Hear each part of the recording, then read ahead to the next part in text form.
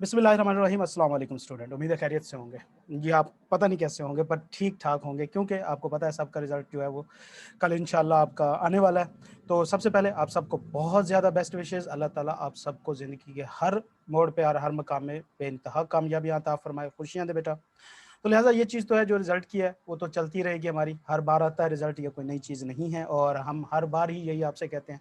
तो कुछ बातें हैं जो रिज़ल्ट से एक्स्ट्रा करने की हैं, जो कि ज़्यादा इम्पोर्टेंट हैं, ठीक है? आप स्टूडेंट्स के लिए ख़ास तौर पे उन स्टूडेंट्स के लिए जो कैफ़ में नए-नए बच्चे हैं, उनको थोड़ा-सा कुछ चीज़ों का पता होना चाहिए। अच्छा, अब बेटा सबसे पहले रिज़ल्ट से पहले मतलब आज रात कल तक आप क्या कर सकते हैं? तो भैया रिज़ल्ट से पहले तो आप अभी फ़िलहाल सिर्फ़ 2 काम कर सकते हैं।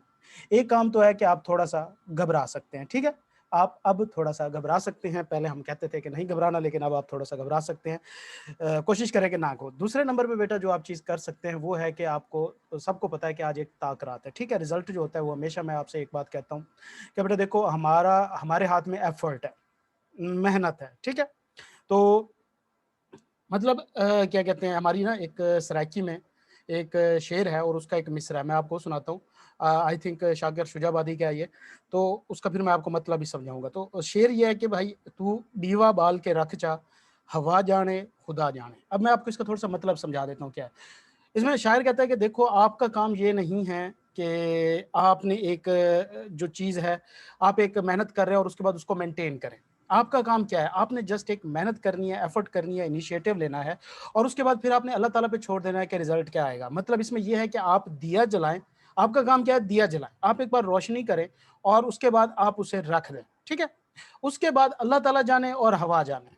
मतलब अब वो अल्लाह के हाथ में है हवा कि भाई उसे बुझाना है या उसे चलाना है, उसकी निगरानी अल्लाह के हाथ में स्पिर्द कर दें। सेम इस तरह बेटा हमारा जो सिर्फ़ काम होता है, वो होता है एक बेस्ट एफर्ट देना अपने रिज़ल्ट की, ठीक है? अपने टेस्ट में, अपने पेपर में जो हम करके आते हैं, तो उसके बाद जो रिज़ल्ट होता है वो हमारे हाथ में नहीं है, वो अल्लाह ताला के हाथ में है, तो लिहाज़ा जितना आप माँग सकते हैं अल्लाह ताला से माँगिएगा।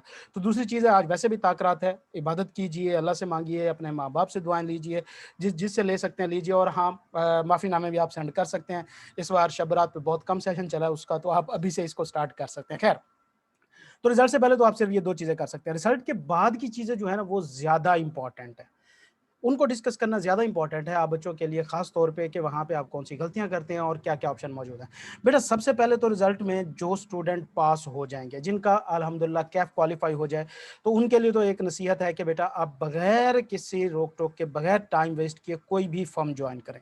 क्यूसीआर rated firm is more than enough. आप फ़र्म जॉइन करें, टाइम वेस्ट नहीं करना किसी भी चक्कर में बैठ के, किसी भी सिलसिले में बैठ के कि भाई मैं बड़ी फ़र्म में जाऊँगा या मेरा वहाँ हो जाएगा, यहाँ हो जाएगा। कंपटीशन बहुत ज़्यादा बढ़ गया है। आप सिंपल जो है फॉर्म जॉइन करें और अपनी आर्टिकल स्टार्ट करें। अपना टाइम वेस्ट करना जो है उसको छोड़ दें, ठीक है? अच्छा, वो स्टूडेंट जो भी मतलब कैफ पास करेंगे या जिनके कैफ में पेपर रह जाएँगे, कुछ अभी कैफ के अंडर हैं, क्वालीफाई नहीं होंगे, तो उन स्टूडेंट के लिए बेटा रिज़ल्ट में बात सबसे पहला काम जो आपने करना है वो ये होना है कि बेटा झूठ नहीं बोलना। ये एक बहुत ही गंदी बीमारी है, बहुत ही गलत बात है ये हमारे यहाँ स्टूडेंट बहुत ज़्यादा इसमें ये कॉमन है हमारे यहाँ स्टूडेंट्स में। क्योंकि आप लोग घरों से बाहर रहते हैं, घर वालों को पता नहीं है कि क्या सिलसिला चल रहा है और आप लोग झूठ बोलते हैं कि भाई पेपरों का अभी पास हो गया है, ये है, वो है कि भाई मैं आगे कवर कर लूँगा। बेटा ये गैप कवर नहीं होता। मैं अपने प्रैक्टिकल एक्सपीरियंस में बता रहा हूँ ये बैक गैप कवर नहीं होता और मुझे ऐसे-ऐसे स्टूडेंट्स के मैसेज आते हैं जिसमें आपको बता नहीं सकता कि आखिर में जाके आप किस सिचुएशन में फँस जाएँगे। तो लिहाज़ा माँ-बाप से झूठ मत बोलिएगा, जो रिज़ल्ट हो क्लियर बताइएगा, ख़ैर है थोड़ा-सा वो आपकी खिचखिचाई कर देंगे ना, ये तो नहीं है ना कि आपको उन्होंने 20-25 साल पाला है और इस रिज़ल्ट में आप फेल हो गए तो वो आपको गोली मार देंगे। नहीं पुत्र, ऐसा कुछ नहीं होने वाला, थोड़ी-सी खिंचाई होना ज़रूरी होती है और वो अच्छी बात होती है। तो सबसे पहला काम, जो भी आपका रिज़ल्ट हो आपने घर में बिल्कुल ऑनेस्टली बताना है, कुछ नहीं छुपाना। ये कोशिश ना कीजिएगा बेटा, ये मेरी बात लिख के रख लें, ज़िंदगी में आगे आपको बहुत मसले देगा अगर आप ये काम करेंगे। दूसरे नंबर पे बेटा अगर आपके पेपर फेल हो जाते हैं तो ओवर जज़्बाती नहीं हो जाना। मतलब क्या है जी मेरे 2 पेपर फेल हुए हैं, 3 मैंने पहले उठाए हैं, मैं दोनों पिछले उठाऊँगा और 5 के 5 जो है वो इस बार उड़ा के रख दूँगा। ये हरकत नहीं करनी पुत्र। 2 चीज़ों को इस बार ज़हन में रखिएगा कि अगर बेटा पिछले अटेम्प्ट में 3 नहीं आप निकाल सके तो इस बार 5 क्या निकालेंगे? एक चीज़, ठीक है? दूसरे नंबर पे बेटा कोई पता नहीं है कि इस बार फिज़िकल एग्ज़ाम हो ना हो। ठीक है, ऑनलाइन पे होंगे। तो मैं पहले आपको कह रहा हूँ कि उतने पेपर उठाइएगा जितने के साथ में आप ऑनलाइन प्रैक्टिस कर सकें। टाइम बचाना ज़्यादा इंपॉर्टेंट है। एक अटेम्प्ट में एक पेपर भी निकल जाता है, मोर देन इनफ है, इसमें परेशान होने की ज़रूरत नहीं है, लेकिन बहरहाल अटेम्प्ट वेस्ट नहीं होनी चाहिए। तो लिहाज़ा जज़्बाती नहीं होना कि जी मेरे पीछे से 2 आ गए हैं तो मैं उनको भी साथ मिला के 3 आगे से उठाऊँगा और 5 दे के इस बार मैं 5 निकालूँगा। ये बहुत ही गलत अप्रोच है, इसमें नहीं जाना। दूसरे नंबर पे बेटा ऐसा हरगिज़ नहीं करना कि अगर जो आपके पेपर फेल हुए हैं वो 30 प्लस में फेल हुए हैं तो आप उसको ड्रॉप करके नए पेपर देना शुरू कर दें। ऐसा हरगिज़ नहीं करना। जो भी आपके पुराने पेपर आपके वापस आए हैं, आपने उन्हीं पेपर को दोबारा उठा के उनको निकालने की कोशिश करनी है। क्यों? आपकी जितनी भी तैयारी है वो आपकी एक्यूमुलेट हो जाएगी। आपने एक अटेम्प्ट मिस कर दी बेटा, वो सारा भूल जाएगा। अटेम्प्ट क्या है अभी आप खुद देख लें, डेढ़ 2 महीने हुए हैं पेपर दिए हुए, तो अब आपको उसमें से क्या आता है जो आप पेपर दे के आए हैं। तो लिहाज़ा वो पेपर नहीं छोड़ना जो रिज़ल्ट के बाद आपके पास वापस आ जाए, उसे दोबारा अटेम्प्ट करना है। ठीक हो गया? तीसरे नंबर पे बेटा जो चीज़ है वो ये है कि साथ-साथ अपनी ऑनलाइन तैयारी रखनी है। जिस क्लास में जहाँ पे आप जैसे भी पढ़ रहे हो, कोशिश करो कि ऑनलाइन पेपर की तैयारी करनी शुरू कर दो। इसके ऊपर बहुत ज़्यादा लंबे-चौड़े अरस्तू जो हैं इस टाइम मार्केट में मौजूद हैं। कोई कह रहा है जी कि आपको ये करना चाहिए, वो करना चाहिए। बेटा चाहिए की बात और है, होगा या नहीं होगा, हमें देखो ना 6 महीने का रिस्क है बेटा, मज़ाक नहीं है। 6 महीने का रिस्क आप सिर्फ चाहिए पे ना लगा दें कि यार ये मेरे से नहीं हो सकता।